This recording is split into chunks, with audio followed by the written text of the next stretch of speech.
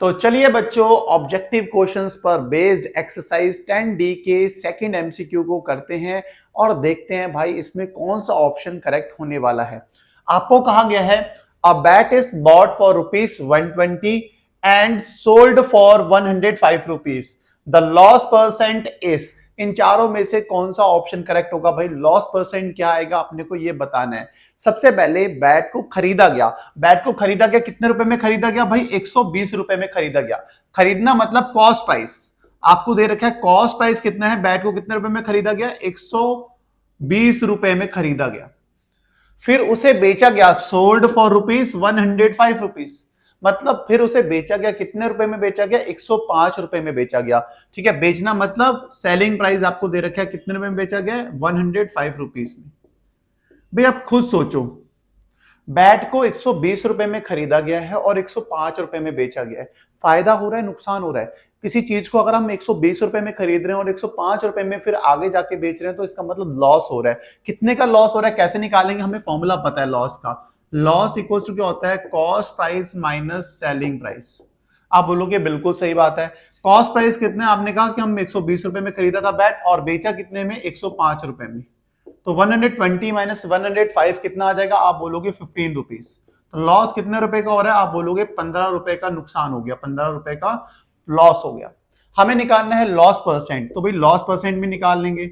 Loss percent निकालने का formula होता है लॉस अपॉन सीपी इंटू 100।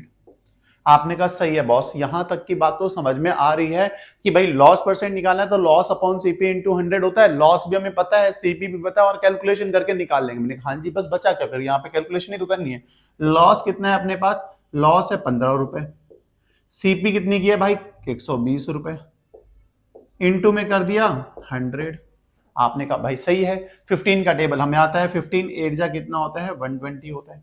मैंने कहा सही है, मतलब आपने कैलकुलेशन करके कहां तक पहुंच गया? आप कहोगे कि भाई 100 अपॉन 8% आ रहा है, भाई यहां तक पहुंच गए।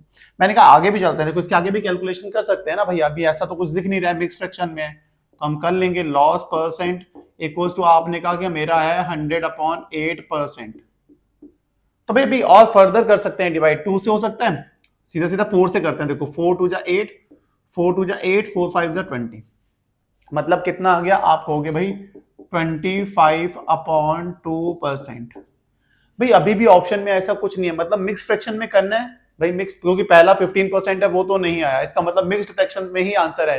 तो मिक्स्ड फ्रैक्शन में कैसे चेंज करते हैं भाई? आप डिवाइड कर लो, 25 को डिवाइड करो 2 से, तो आप बोलोगे 2 1 जा 2 होता है, कैंसिल कर दिया, ये तो कहानी खत्म होगी। 5 आ गया, 2 2 जा कितना होता है? 4 होता है भाई, 1 आ गया। और इसे लिखने का तरीका क्या होता है मिक्स फ्रैक्शन में? आप बोलोगे quotient remainder upon divisor. Quotient कितना है? आप बोलोगे 12। इसे कोशेंट बोलते हैं भाई, ये कोशेंट होता है, ये रिमाइंडर है और ये डिवाइजर है। तो हम कहेंगे भाई कोशेंट है हमारे पास 12, रिमाइंडर है 1 और डिवाइजर है 2, तो 12 होल 1/2%। ये है अपना लॉस परसेंट। है ऑप्शन में? आप बोलोगे हाँ जी भाई ऑप्शन बी करेक्ट हो गया। मैंने कहा हाँ भाई साहब, ऑप्शन बी ही था इसका आंसर। ये एमसीक्यू हमने बहुत ही प्यार से, बहुत ही आराम से कर लिया। मुझे पूरी उम्मीद है इतनी ही आराम से आपको समझ में आया होगा। अगर समझ में आया भाई, वीडियो को लाइक, चैनल को सब्सक्राइब करो, ज्यादा से ज्यादा अपने दोस्तों को ये वीडियो को शेयर करो, ताकि भाई अपना चैनल ग्रो कर सके और हम सब भी आगे बढ़ सकें इसी अच्छी बात के साथ। आज की इस वीडियो खत्म करते हैं, मिलते हैं नेक्स्ट वीडियो में नेक्स्ट एमसीक्यू के साथ। तब तक के लिए bye bye, good night, take care.